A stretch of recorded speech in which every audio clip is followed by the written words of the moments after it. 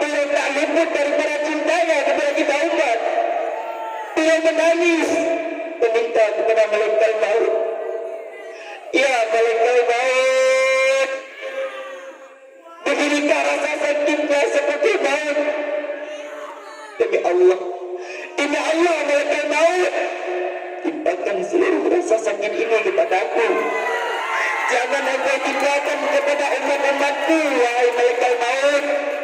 Sungguh umatku tak akan sanggup menerima itu.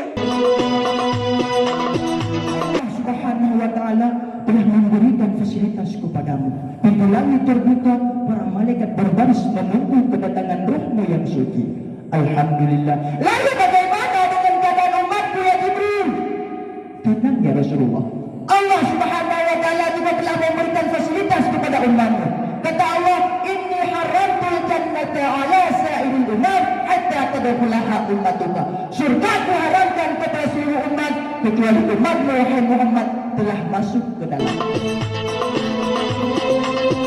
Wahai Aisyah bunda kepu boleh kata, sungguh demi Allah laganya doalan untuk umat-umat lun dalam hidup sembahyang.